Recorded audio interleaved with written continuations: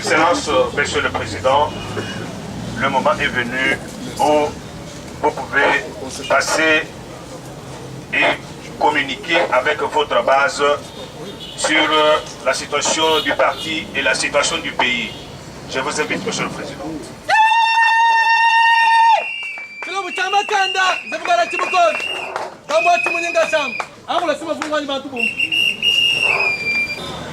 Leader c'est vivant. Viva! Leader c'est vivant. Viva! Viva! Viva! Merci. Tozo sepela mingi parti na biso ezokokende liboso me tosala makasi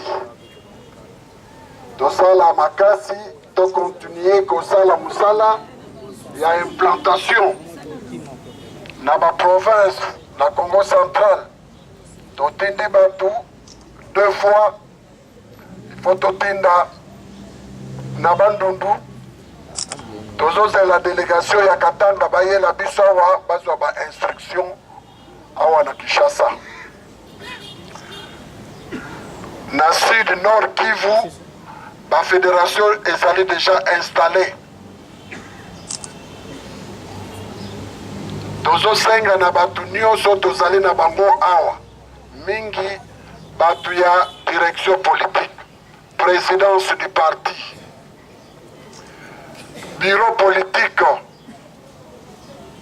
basala musala na bango awa na Kinshasa mais aussi esika bango bazali bautaki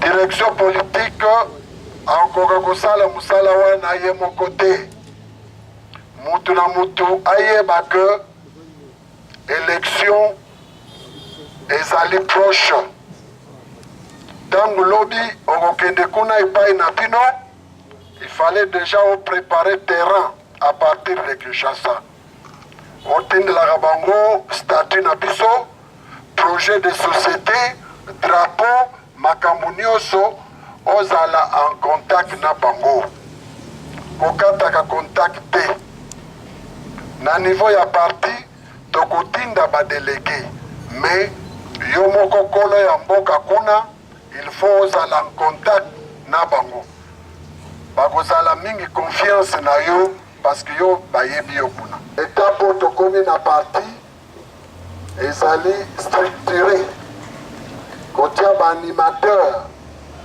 na baorgane nyonso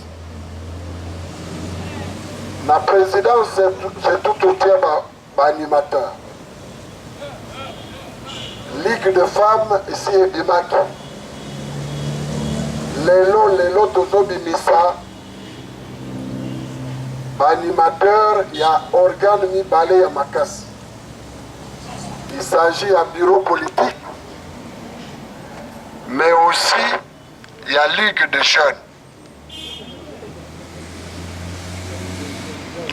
ndenge tolobaka ntango bato bayaka kozwa baresponsabilité il faut bayeba ke responsabilité na kati ya parti ezali charge parce que bakofuta yo lelo te okofutama lelo te il faut yeba ke eza charge il faut yeba ke eza baréunion il faut yeba ke il faut opesa mayele il faut yeba ke poche na yo mpe il faut efungama tozoloba clairement na bato ozwi responsabilité na présidence du parti na bureau politique du parti na ligue de jeunes ligue de femmes na bafédération na comité de coordination provinciale na basection na bacellule 3 mois après il faut totala oyo bazalaki korépondre oyo barépondre te tochange bango na bato mosusu c'est pourquoi tolobi ezali drame te il faut pas en faire un problème ntango yo ozelaki que bakotanga nkombo na yo na bureau politique mais batangi yango te tolobi ozonge pas secrétaire général, on peut se comme na yo, vous allez prêt à présider na bureau politique, yo vous allez prêt à présider parti, na ligue de jeunes ou ligue de femmes ou bien ma structure motus. Mais ma structure na nécessité, école du parti et amis, ma économiste, ma audit na le salamité, ma commission de discipline à cadre du bureau politique, ils ont la paix.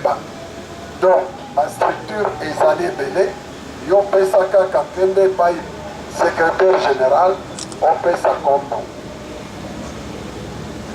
Alors, avant que secrétaire général attende Batu, Oyo Bazali, kokende na bureau politique,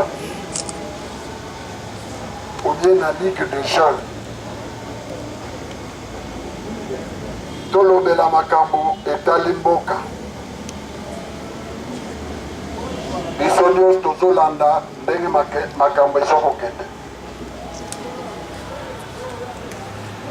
Dialogue ici esilaki, ozoyoka o dialogue tel jour, o basenko, o boy na boy. Moutapindaki baévêque bakende na limité ezali président de la République. Senko akendeki na limité na bandeko na biso bato ya rassemblement basali rapport na bango epai président de la République. Président de la République amoni que eza biloko moko ekopesa retard a nommé Premier ministre. Premier ministre a kosala gouvernement. D'abord, nayebisa bino ke nakomi retard parce que il a fallu bayamba biso epai Premier ministre. Donc, touti kokutana na ye. C'est pour vous dire que les choses s'accélèrent. Donc, ezali problème ya kozonga nsima te. Tozokende nde liboso. Premier ministre azokosala baconsultation pour informer le gouvernement. Donc, d'un moment à l'autre, gouvernement ezokokende. Alors, biso na parti tolobaki boye. Première chose, de remercier le chef de l'État a nommé Premier ministre et opposition ndenge ba accord politique ezoko 5. Samedi, ayambaki ngai na résidence na ye na yebisi pe ndenge moko que parti na biso et félicité nomination na ye. Troisième chose, Tolobaki, IDRC est prêt à collaborer avec Monsieur le Premier ministre. Donc, Tokutanaki et samedi, na yebisaki le lopé na lobian. Donc, biso IDRC, tozali na logique y a accord politique parce que to signé accord one. Élection ezoko salama dans une année et demie. Et chaque jour qui passe, de lango ezoko katana. Biso tozali na moment, il y a raison, il y a distraction te. Parce que tozangi musala ya kosala te. Il faut implanter parti na biso na Kinshasa, partout à l'intérieur du pays et à l'extérieur du pays. Nous avons déjà un représentant aux États-Unis, nous avons déjà un représentant en Belgique, nous avons un représentant en France, nous avons un représentant en Angola, nous avons un représentant en Congo-Brazzaville. Nous avons Malembe, mais vous savez, vous voyez que Moussala est ça mingi ya kosala, donc tozali na moment atayi mukete pour tosala ba distraction ke boyi na boyi. Donc préparer en même temps toujours qu'on implanter parti, en même temps il faut toyeba dans telle fédération donc territoire ba leader locaux na biso baza boyi na boyi pour na ba élection provinciale pour na ba législative provinciale na législative nationale. Donc on n'a pas beaucoup de temps pour la distraction. Non, il faut tout ça la moussala. Donc je voudrais vous dire que tout ça là tranquille, toujours kokende moke. Son Excellence, Monsieur le Premier ministre, Azali Moutotoyebani depuis Kala. Donc, na point nabiso ya point politique, il y a IDRC. Parce que c'est ça qui est le plus important. Il faut toyeba par rapport à la bataille Oyezokoya, il faut que tout se présente comme un grand parti politique.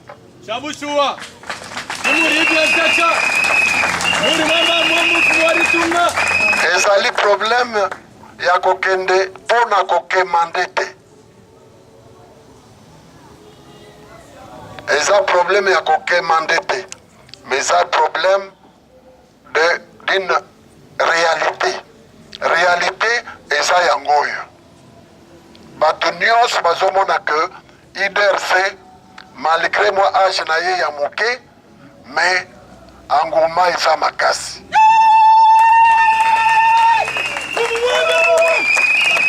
Nous avons drainé population et que nous espérons que même dans l'élection,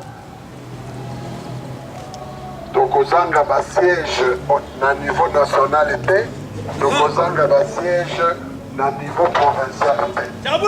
Côté qu'on sa biso makasi pour toi arracher au politique.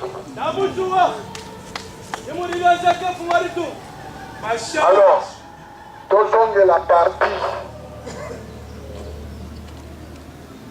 de sepeli mingi na IDRC, bamama baza ebele, batata baza ebele, mais il faut sepela parce que jeunesse ya IDRC eza jeunesse responsable.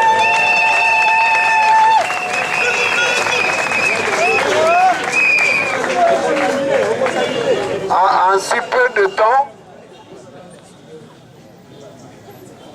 nous avons plus de 100 jeunes. Baweleli, comité directeur, il y a Ligue de jeunes. Basali ba réunion ebele. Et ça qui facilite. Et mingi bango nyonso baza ba jeune diplômé babimi na ba université nyonso ya Kinshasa. Et ça qui facilite pour bayokana nana kozala président, nana kozala kingandi. En tout cas, tosala ki nyonso totikela bango moko bayokana. Tokotaki makambo na bango te. Parmi na kati na bango ba juriste basali, ba économiste basali, ba discipline nyonso eza na kati na bango. IDRC eza ya bino. Biso tozoleka na biso. Tokoli na biso, tosali tozokeli na biso. Mais IDRC eza ya bino ba jeune.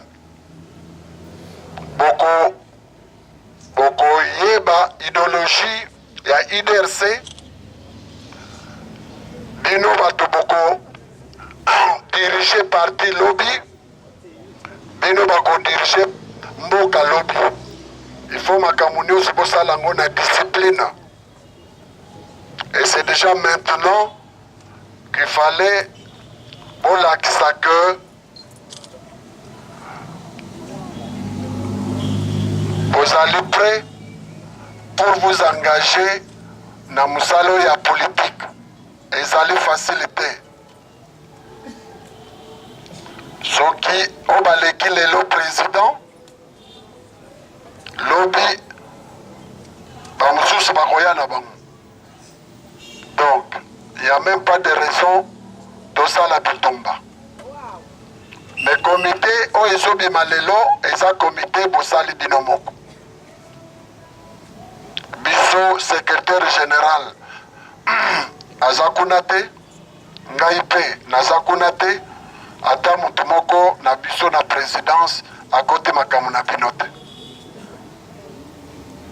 Donc tout ce que nous pouvons dire, nous vous souhaitons bon succès.